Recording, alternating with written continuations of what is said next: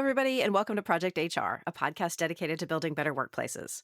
Project HR is brought to you by Projections, North America's leading provider of employee communication resources, including video, websites, e-learning, social media, and virtual events to help you connect with your team. For more information, you can visit us online at projectionsinc.com. I am Jennifer Oraqua, COO of Projections, and your host for today's episode of Project HR. Now, we've talked a lot on this program about how the needs and expectations of today's workforce, especially younger workers, has led to an expansion of benefit offerings and programs addressing employee wellness. It's not just about improving employees' physical health. Today, the term wellness spans a wide range of essential needs, including mental, social, and even financial.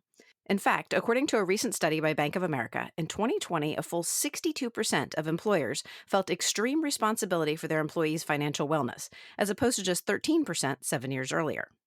So what can we do to help our employees improve their financial wellness? I have no doubt that today's guest will give us all some much-needed guidance. Liz Davidson is a leading advocate for fiduciary reform, and she's a pioneer in the financial wellness movement.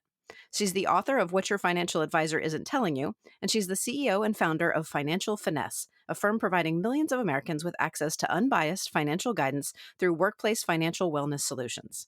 I'm so thrilled to be talking with you today, Liz. Welcome to Project HR. Thank you for having me.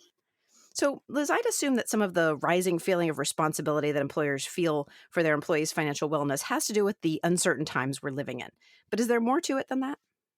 Yes, there is, but you make a really good point. I would say that COVID, coupled with just this general increase in anxiety, we live in this age of anxiety right now, really was kind of the straw, so to speak, that moved financial wellness from being a little bit more of this niche, nice to have, wouldn't it be great if, Right. to both on the personal level for the employee, I need to make sure I'm protected. I mean, we were going through an emergency and saving for an emergency at the same time if we were working, right? A lot of people were doing that because they were, they weren't going out. So they had reduced expenses and they were very, very aware that they were vulnerable potentially. Yeah. And so I think that really was a seismic shift and got both individual employees and HR and benefits professionals really saying, okay, the world of benefits is so complex. We're doing so much. I mean, these large companies are doing so much and have more benefits than ever when you count all the voluntary benefits and everything else. But, are we really getting to the employee in this personalized, meaningful way so they can fully maximize their benefits and compensation? And so they see their employer as their partner, essentially, in financial security. And obviously, with general turnover increasing as we've moved from, more of a DB, get the gold watch, stay 30 years to a DC environment, it becomes really important to make sure employees see that tie-in. From a perspective of retention, engagement, productivity. The higher their account balances, the more likely they are to stay and the more engaged they are as employees. But, it takes work to get there. And so, that problem was always there for as long as we've been in business, that challenge. But then you layer on top the uncertain times, market volatility we had last year, COVID. Sure. Variants. I mean, we just, it's like, are we open or are we not? And Right. how do we navigate all of this? Right. Yeah. And you've spent over 2 decades, building the subject matter expertise and, you're seen as a major proponent of the financial wellness movement. What motivated you to take up this work, 20 years ago? Yeah. Youth. So I was literally in my 20s at the time, late 20s, but still I was running a hedge fund actually, with a partner. I was kind of CEO. He was doing all the investing and, we were meeting with investors regularly and discovering that these high net worth investors, because really a hedge fund by definition is just a private investment partnership. We weren't doing anything fancy. There was no GameStop type activity. It was just a private investment partnership with, limited investors that were accredited and high net worth. And they were making mistakes with their finances. Like once we peeled back the onion and stopped really focusing on selling because, our business got to a point where we had enough assets under management and it was stable, and started digging in Mm-hmm. and understanding how they were managing their money. I mean, it was scary. And then Mm. you look and you go, okay, you can sell the yacht kind of thing. If it, it's this .com era, right? If things Right. explode, you're going to be okay. But what about most Americans that may be way overinvested, if in their company stock, Mm-hmm. that may be really not understanding how to protect themselves, how to use investing as a tool to really grow their wealth wisely, as opposed to the get rich quickly. Mm-hmm. And it just, I started doing workshops, just Mm-hmm. kind of volunteer to help people. And I you had to be actually not accredited investor because I was focusing on kind of people that were more early, maybe mid-stage career, upwardly mobile, but if they took a hit during that time, it was going to really set them Sure. back. Yeah. Fell in love with it Mm-hmm. and realized that education is such a powerful tool, especially if done right, if it's Mm-hmm. personalized, Mm-hmm. if you really connect with people. No one ever called when we had a good quarter in the hedge fund and said, thank you for beating your market index. But just the appreciation people get when you have their back and you're really educating and empowering them was Mm-hmm. amazing. And Sure. at this point I was running but kind of this side thing for no money, which Mm-hmm. became financial finesse and the hedge fund, and realized I had to make a choice. If I was going to Mm-hmm. do unbiased financial wellness, I couldn't have my own fund. That didn't make sense. So took the leap of faith, and here we Yeah. are 22 years later. Right, right. And so I think today this issue for employers is really one of corporate social responsibility, which is something we talk a lot about on Project HR. But beyond that, I think it also affects the bottom line. Do you feel like today's executives today, do they understand the need for employee financial wellness in that atmosphere? Absolutely, especially in the Fortune 1000 large company space. I'm incredibly impressed in how quickly they're thinking, and their own knowledge about this topic, and creativity has just really grown. Resources have grown as well. So it's not just the strategy part that's gotten, worlds better than it was. I mean, certainly, back in 99 when we didn't even have the terminology financial wellness. Right. But yeah, they are really understanding a few different things, all the social justice initiatives going on, really I think are highlighting the disparity of wealth. And Mm-hmm. so they're looking at what can we do to get those employees that are financially stressed and maybe have had challenging times to reach a level of stability. Mm-hmm. And I think there's very much, we're living in a world that doing well and doing good are really hand in hand, because Sure. obviously Yeah. human capital, I mean, there's nothing more important than your employees at Mm-hmm. the end of the day, right? Right. There's nothing more Right. important, especially if you're in the service industry or the tech industry, but across the board, Mm-hmm.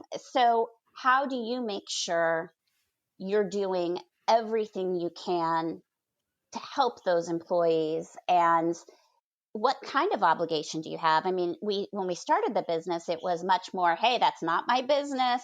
We have Right. these rich benefits. We put the information out there. They get to, decide Right. what to do with it. And now it's like, okay, having all these benefits on your internet, I mean, that's great. You have them, but if people don't understand them, don't always have access to them, it's stressful in of itself to try to navigate.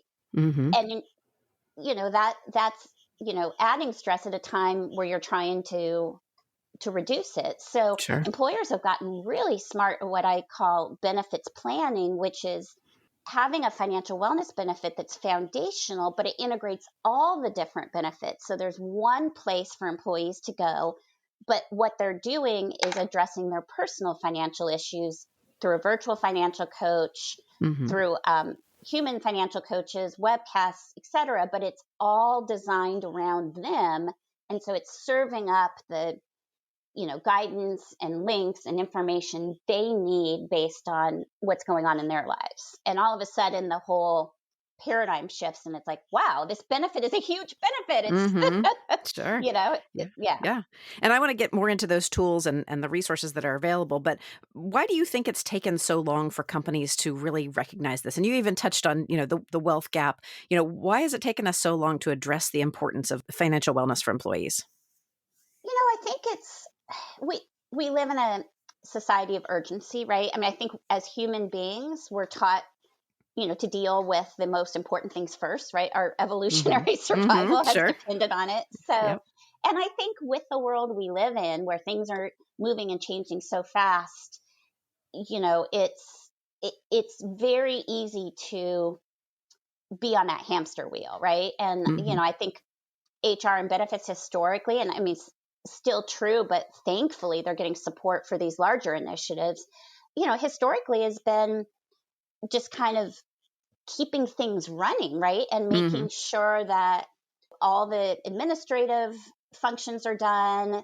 You're designing benefits the right way. You have, good recruiting strategy. I mean, there's so much to do. It's Mm-hmm. almost exhausting talking about it. So then you Right. go, financial wellness. Well, that sounds nice. That's kind of a niche thing like pet insurance or, Right. fertility benefit or something like that. We need to do it and we'll get to it. But in the meantime, we've got to deal with, union negotiate, I mean, whatever it may be, Mm-hmm. right? We're Yeah. changing our 401k, Right. and that's a big initiative, or retiring, or changing our healthcare plans, which, by the way, financial wellness is an excellent tool for change management because it's independent and personalized and can help employees, you Mm-hmm. know, make those decisions in lens of their larger issues. But Yeah. I just think it hasn't been urgent. COVID did really make it urgent. I mean, we got calls like, we want to implement in a week. It's Right. like, okay, well, you have 40,000 employees. It might take a bit um, longer. so let's take a step back. There, Yeah. we can certainly do some things very, very quickly, but to put together the right program, you really need to customize it to the Sure. employer and their Yeah. culture and their employee base and demographics and their goals, so it resonates. So is there a level of comfort here that people haven't quite gotten to? I mean, do we still feel like it's rude to talk about money? By that, I mean, do employees feel uncomfortable sharing their personal money situations at work? Are employers uncomfortable engaging with employees on this topic? I would say employers are uncomfortable personally engaging, and they should be, Mm. right? Because Mhm. it's a very slippery slope. If I'm, running the retirement plan and someone's asking me about asset allocation, I say what I'm doing, or, it starts to veer into advice. Then if they're not happy with the outcome, I mean, it's a dicey area. However, interestingly enough, and maybe it's partly a function of just the world we live in where, what we used to think our privacy tolerance was Right. True. has True. changed. Mhm. And so when you put that together with um, employees really, really wanting this kind of personalized guidance, right? They're Mhm. especially those entering the workforce and it's student loan Mhm. debt and, Mhm. juggling all these benefits and, it's just crazy. It really has changed, and we're not seeing nearly as much of that kind of taboo. I will say that, we have different services, and calling our coaching line, we often bridge that gap with a chat first Mm. because I might make more comfortable. Mhm. Our certified financial planners are the ones chatting. It's not a chat bot or anything, but they kind of get a little more comfortable with the service and so forth. But Mhm. the other thing is, I think, employees still trust their employers, which is great, Yeah. right? And I Yeah. think at least among our clients, we've seen that trust grow through the pandemic because, our clients were really taking measures to make sure employees' mental health was taken care of, Mhm. really hear Mhm. their employees, Yeah.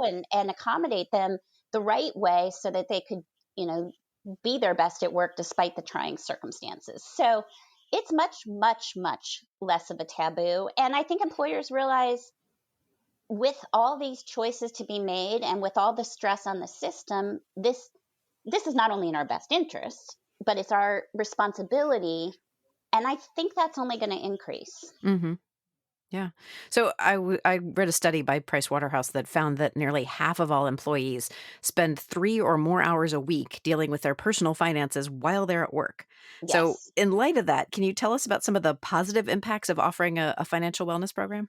Yeah, absolutely. When they're dealing alone with their personal finances, they're most likely dealing with stressful issues that are urgent, right? Going to that, Hmm. we address what's urgent. Hmm. And, when you're financially stressed, it is an ongoing stress. It's not the same fight or flight hormones get released that do when, you're in an emergency situation, except that's being released all day long Hmm. as you're dodging bill collectors and trying to figure out how to make the math work and, you know, trying to, how do I get out of my parents' house or whatever it may Right. be, right? I mean, Yeah. it's Right. very, very stressful. So that stress manifests itself in leaving for higher paying jobs. It manifests itself in a loss of productivity or morale or engagement. The number one thing we hear from employees that are in financial stress about their employer is, if only I was paid more, this would go away. Hmm. And the reality is, while you can make a little bit more of an argument on, minimum wage and very low income workers there, in general, it's about how you're managing your money, not the Hmm. income that's coming Yeah. in. And once you're managing your income in a way that and taking full advantage of the benefits and you're on track for your financial goals, you feel like you're paid fairly much more Hmm. than those that are struggling. Yeah, that's brilliant. That's a great way to look at it. All right, Liz, we're going to take a quick sponsorship break right now, but when we return, we'll discuss what it means to support employee financial wellness for your employees. So stay with us.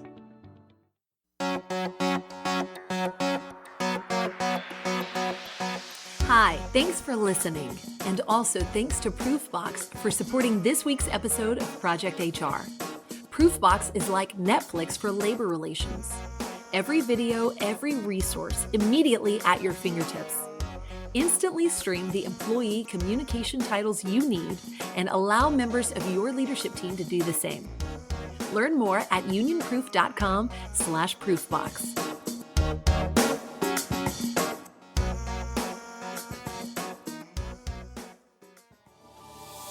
And we're back with Liz Davidson, CEO and founder of Financial Finesse. So, Liz, discussions of retirement planning and investments and 401ks, all that's been part of our corporate financial benefits discussions for a lot of years. But when we talk about employee financial wellness, we're talking about more than just retirement planning. So, can you break down for us what makes up a really good corporate financial wellness benefit offering? Absolutely. And so let me attack it this kind of two ways. The first is demystifying financial wellness, because you're starting to see all these financial services firms, everyone from, payday lenders all the way to, executive financial advice, calling what they do financial wellness. When you look at financial wellness, there's two lenses to look through. The first and most important is the financial well-being of the individual or the employee. So we developed, and it has been pretty widely adopted, a formal definition with the following criteria. One, you have manageable financial stress, so it's not keeping you up at night. Hmm. You are in a position where you're spending below your means. You've paid off your high interest rate debt. You are fully protected in case of an emergency through emergency savings and insurance. And you know your goals and have a plan to get there and are on track based on when you want to achieve your different goals. 4% of the population is in that Yeah, I category. was And going to so say what that's a we've tall order. done is, Yeah. you'll the kind of old school way of thinking is, oh, look at the balances in our retirement plan. We're doing great. Okay, what about the loans and hardship withdrawals? What about the fact that most people have all this consumer debt, or are having trouble paying their mortgage? It's everything comes together. A dollar is a dollar is a dollar, and so it's all about how do you allocate what the resources you have to the best to achieve what you want to achieve in life. And what financial wellness does is looks at it holistically, makes it about the individual. And this is getting into employers and best practices, is what we call mass personalization, creating a program that is available to all employees, and through the combination of technology and human coaching and large scale webcasts, you reach a large number of people, but have the ability to do so in a really, really personalized way. So Mm-hmm. instead of the asset allocation lunch and learn, it's an ongoing coaching process that you're engaging in on a regular basis to go from, wherever you are today to where you need to be so you can meet those criteria of Mm-hmm. financial wellness. Mm-hmm. And it's a mind shift, but if you think outside of retirement into all the total rewards benefits, you may what might be a small benefit can be life changing for someone that really, Mm-hmm. really needs it, Yeah, for and sure. them not being aware of it, you're not getting the ROI on that. Yeah. So it's really, a shift to the individual and a shift to the outcome of them being, financially well as measured by those criteria. So have you seen any different challenges, come to the surface that our employees are facing today that maybe we hadn't experienced before or hadn't experienced on this level? Yeah. I mean, honestly, younger generations in the workforce are facing and will continue to face downward mobility.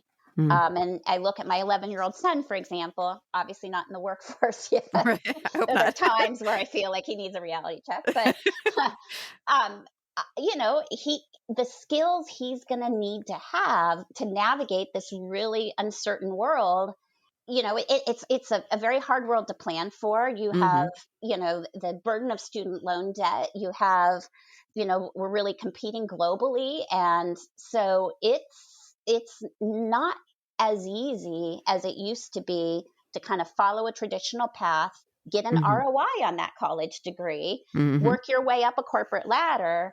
Mm-hmm. It's requires, I think, a lot more um, guidance, coaching, accountability, resilience, Mm-hmm. and that Sure. comes, I think, from benefits like this, as well as the mental health benefits, right? That Yeah. get Yeah. people this whole be your best self. It is important because we're facing, greater challenges. Social media Yeah. is a huge challenge, right? Sure. And Yep. you look at the social justice movement and what those disparities are, and they will only grow Mm-hmm. absent intervention. Sure. So Yeah. Yeah. So, and you talk about difficult conversations like that. How do we initiate conversations with employees in this topic? I mean, you talked about your the client who came to you with 40,000 employees. I mean, I don't think it matters whether you have 40,000 or 40. This can still be a difficult thing to start. How do you initiate those conversations? well, I think the mental health movement has been so amazing and has really made conversations that were sort of stigmatized before, Mm-hmm. much more acceptable and open. Mm-hmm. And what's interesting is it's mental health we focus on, right? Not Mm-hmm. mental illness. So we're not True. saying everyone that uses a mental health benefit or a physical health benefit, for that matter, is physically diseased and unhealthy or mentally, broken or psychologically like just unfit. Mm-hmm. Right. It's we need to maintain, we live in a crazy world and we need to maintain our mental health and sanity to navigate that world in a way that we didn't before. I mean, you have Mm-hmm. 40% of Americans, reporting depression and anxiety. I mean, that number used to be under 10% years and years ago. So once you talk about it as a life skill and as something we all have to do, we all have to take care of our physical wellness, our mental wellness, I mean, our emotional wellness and our financial wellness, and shift the paradigm from, I need to engage financially at these decision making points to everything I do day in and day out is part of my financial wellness, right? Everything I Mm-hmm. spend, everything I earn, everything I borrow. And so to develop the right habits there is very similar to developing the right physical wellness habits. And no one's ashamed to go to the gym, right? We don't Mm-hmm. we don't think, oh Right. my God, I'm going to the gym. This means I'm, a complete mess health wise. We think, no, we're Right. leaning in and we're doing something Mm-hmm. for ourselves. It's going to Proactively. benefit. Yeah. Same thing with financial wellness. It's not about being a financial misfit. It's about cultivating the lifestyle to achieve, your full Mm-hmm. potential. Yeah, that makes perfect sense. And I know we want to talk a little bit more about your company, Financial Finesse, in our next segment. But has your team has innovated a new way to engage employees on financial wellness on a really personalized level that doesn't feel invasive. So, can you tell our audience a little bit about AIMEE? Which for our audience, AIMEE stands for it's AIMEE, Artificial Intelligence Motivating Employees Everywhere. So, I'd love to hear about that. Yes. I know I kind of want to debunk some of the potential concerns on the AI front, because I know we are in a world where we say something and it appears in our Instagram feed, and there's this, Hmm. concern that we're being influenced, not always to our advantage. And it's true. There's this kind of dark arts of consumerism and advertising that makes it harder these days.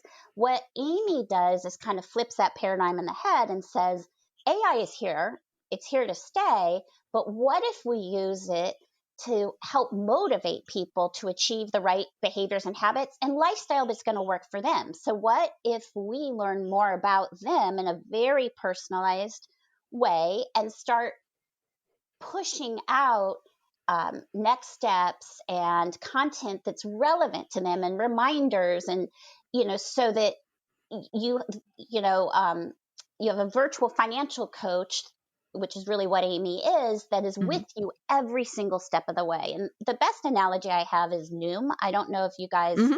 Yeah. have used that app, Yeah. but It's great. Yeah. it's really very similar. What we're doing is combining human coaching and artificial intelligence and this personalization to really get a, a plan to people that's going to actually work. Some people need, just kind of more of the vision, and then they're pretty good on the execution with periodic reminders. Other people want to talk to a financial coach regularly and want to involve their spouse and even their children. I mean, Hmm. everyone is different. Yeah. And for far too long, we've been doing one size fits all and then going, well, why didn't, that guy was a great speaker. Why didn't everyone change their, whole Right. whole finances for the rest of their Right, life? because it takes more than that, right? Yeah, yeah, and we're really talking about a proverbial perfect storm of tech, of, employer awareness, employee need. So, have you found that, talking about money with a virtual guide seems less invasive to people? Have you found that they're more willing to open Absolutely. up with the AI? Absolutely. It's much less invasive. And we built the AI with a voice. We have 20 years of experience, going into building this platform where, we understand there is a fear of kind of confronting some of the challenges you're facing with your money, right? And Mhm. so it's it's really built to kind of ease into the conversation, and you can stop it at any point and get immediate action items, or you can go, all the way through. It gives you reminders, based on the life events you're going through. So it's Mhm. incredibly personalized, and I don't know, for lack of a better word, kind of a little bit of a feeling of a therapist slash coach, Mhm. as Yeah. much as you can have with this online experience. Right. One thing I wanted to point out is that Amy doesn't leave the human element out of this entirely. So talk to me about a little bit about that. Yes, yes. So our DNA is in personalized financial coaching, which we've obviously been doing. It's so funny that we call people humans. It sounds so like sterile, but we've Yeah. been doing it, with humans, with Right. incredibly Right. talented certified financial planner humans who Mhm. are excellent financial coaches. And the reality is this is additive, because if I'm going through a divorce, I might be able to get some quick resources online through a questioning process that kind of pinpoints what I need to do first or second or third. But Mhm. the emotional aspects and the totality of looking at, how do you make sure, especially for women, how do you make sure that you're taking all the right steps and you're protected, and you're managing the whole process from start to finish, and you have someone that's there for you, that will lift you up when Mhm. you're Mhm. having those bad days, that will prep you for the difficult parts, that will hold you accountable to doing things you might otherwise drag your feet on. Mm-hmm. And I don't think that's ever going away. Yeah. You talk to AI experts, empathy, I mean, it can be mimicked, but it Mm. can't be manufactured. Sure. And Yeah. our need for human connection, especially now, Yeah. is Yeah. at an all-time high. And the interesting thing is younger generations adopt the service at a much higher rate Hmm. than I'm Gen X. So now Yep. we have Gen Z just entering the workforce, and they Yeah. are all about it. I mean, Yeah. they're going to take control of this. They want to talk to a person. They want a mentor and a coach, Mm-hmm. and so Yeah. but they also obviously love the technology. So I kind Sure. of use the analogy of no one calls to make an airline reservation, right? Mm-hmm. Mm-hmm. Mm-hmm. But, when you're going through something that is really complex, you've lost your baggage, et cetera, that's where you need, I mean, Mm-hmm. you A can't person. kind of handle Yeah. that through a phone tree, so Yeah. Yeah. um it's really blending the two. Yeah, definitely. All right, Liz, we're going to take some time out for another quick break, but we'll be right back after this. You're listening to the Project HR podcast. I'm your host, Jennifer Oraqua, and our guest today is Liz Davidson, CEO and founder of Financial Finesse. And we're back. Liz, let's talk about the practical application of these offerings, from workshops to coaches to the actual AI. Are financial wellness programs within the reach of smaller businesses, or are these kinds of offerings only for big corporations? That's another major change. It used to honestly be that because of the cost, it really was something that precluded a lot of larger and smaller mid-sized organizations. Mm-hmm. With the use of technology, we now have been able to take, we've done these really custom programs with organizations from CVS Health to Nestle to NFL Players Association. I mean, it's all over the place in terms of industries, but they're very, very, very customized, and they integrate all the benefits, and we do all the custom marketing. Well, what we've Mm-hmm. been able to do is say, okay, for smaller companies in these same industries, let's take the best practices and learnings and develop something that's much more turnkey, Mm-hmm. so that we don't need that same level of, when I look at some of our clients that, they may have 40 different pension formulas, from different acquisitions that we need to be aware of. And that's a totally different proposition than having 40 employees Mm-hmm. and just wanting to make sure that everyone's doing the best they can. Right, right. So can you tell us a little bit about your company, Financial Finesse? I know you founded it way back in 1999, but tell us a little bit about what you can offer companies looking to improve their financial wellness offering. Absolutely. So we are the largest independent provider of financial wellness. And probably the best way to say that is financial coaching. Okay. Um, we only work with employers in Okay. terms of selling our service. So there is no sales to the employee of anything. Mm-hmm. And we don't manage any money. We don't provide any financial advice. We don't sell any financial securities. So our entire business is devoted to what we call CFL, changing financial lives, Mm-hmm.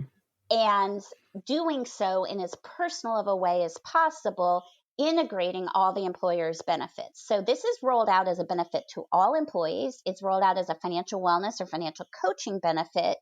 And the best practices model is to launch AIMEE and layer on chat, financial coaching over the phone, Mm-hmm. workshops, and workshops are coming back. Yeah. Someday. Webcast now. Yep. Oh my I hear you. gosh, Yep. Zoom's a pig. I'm shocked we get the attendance we get. But so it's putting all of those elements together in a way that's, relatively easy for the plan sponsor to deploy, integrating all of their benefits into the offering, Mm-hmm. and, continually providing the marketing support needed. I mean, as you go through this as an employer, you discover, based on data and analytics, that, oh, we have this population in this location that's really struggling and we had no idea. Okay, let's figure out how to target these people with the right content and, guidance at a high level to get them aware of the importance of your credit rating or whatever it may be, right? Mm-hmm, Whatever it mm-hmm. may be. But Yeah. it really, is something that evolves as the company evolves. Mm-hmm, mm-hmm. That makes sense. So how can our listeners learn more about you and what you do? Where can they find you? info@financialfinesse.com. Okay. And they should mention Project HR. Definitely. Definitely. All right. So I want to let our listeners know that links to the Financial Finesse website will be included in this episode's companion guide. So be sure to unlock that today at projectionsinc.com/podcast. Right now, though, Liz, it is time for our lightning round questions. And these are questions we ask of every guest of the podcast. Are you ready? Okay. All right. So our first question is a topic showdown. In this episode, we've been talking about helping employees get their finances in order. So Liz, in your opinion, which of these quotes about money rings the most true? Money grows on the tree of persistence, which is a Japanese proverb, or the more you learn, the more you earn, from Warren Buffett. Warren Buffett's my hero, but I have to go with a Japanese proverb. And the reality is learning helps, but obviously if it was just about learning, no one would have any debt, high interest rate debt at least, right? So Right. we kind of know what to do, I think, in general. It's a behavioral challenge, just similar to health, right? We know the basics, but it's hard to integrate into your life. Very good. All right. So tell us, what's the best book you've read recently? Creativity Inc. by Ed Catmull, who is the head of Pixar, and it's all about infusing creativity into your organization in a way that really scales and gets the best out of all your employees. So not a money book at all. That's a good one. So tell me, what's your favorite thing about helping employees find financial wellness? The impact. We've saved marriages. We saved lives. And struggle with the we part of that because it's obviously a coach working with a very, very committed employee. There's nothing we can do if the employee isn't right there with us and committed. But when you get through the financial obstacle, money doesn't buy happiness, but poverty is pretty miserable, right? So when you get through that financial obstacle where you're not hand to mouth, you're not stressed out anymore, and you feel like you're making progress, it is life-changing. It's like this incredible stress off your back, and all of a sudden new possibilities open up. We've had women that were staying in relationships that were abusive, that had to financially until they were able, to set up a plan and figure out how to get out safely. It really is life-changing, and knowing that people are better off for our existence.